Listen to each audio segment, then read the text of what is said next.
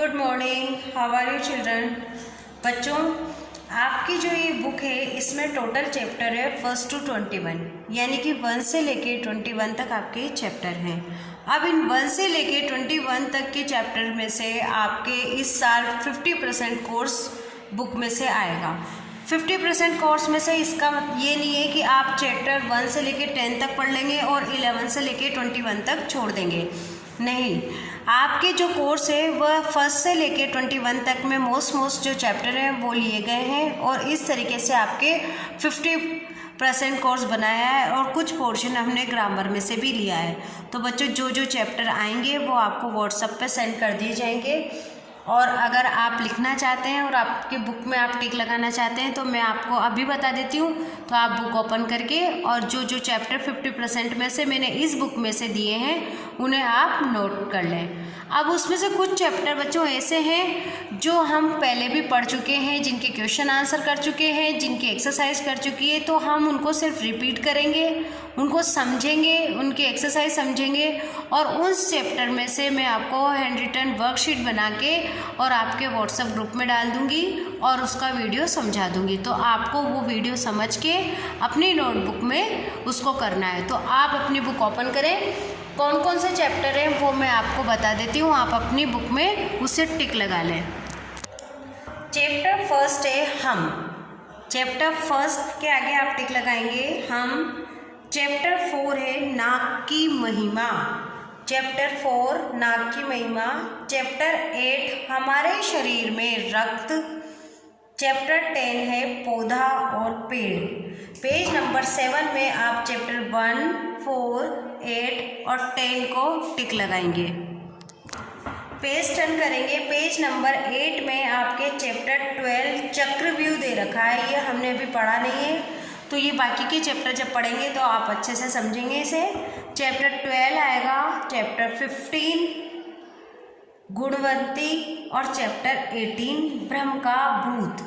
तो बच्चों, ये आप अपनी नोटबुक में लिख लें या बुक में टिक लगा लें। इसके अलावा जो हमने चैप्टर कर रखे हैं उसका दौरान हम आज करते हैं। तो आप चैप्टर 1 निकालेंगे जिस कविता का नाम है हम।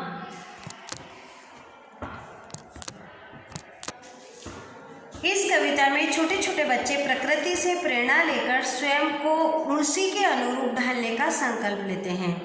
बच्चे उज्जवल भविष्य का निर्माण के प्रति अति उत्साहित हैं। वे धरती से सोना उपजाना चाहते हैं। हम प्रभात की नई किरण बन नई ज्योति बिखराएंगे। कण कण को तृण तृण को मोती माणिक सा चमकाएंगे। हम तरु तरु के नए सुमन बन उपवन नया सजाएंगे। नूतन मधु मकरंद सुरभि के कण सर्वत्र लौटाएंगे। हम भ्रमरों के नव गुंजन बन नूतन स्वर में गाएंगे। कली कली का फूल फूल का आनंद हृदय खिलाएंगे।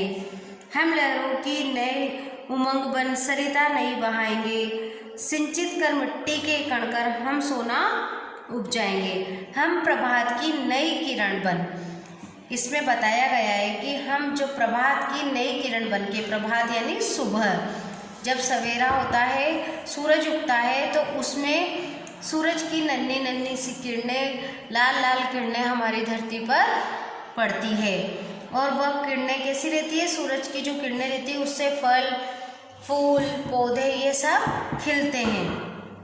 तो इसलिए बताया है कि हम प्रभात की नई किरण बनकर नई ज्योति बिखराएंगे।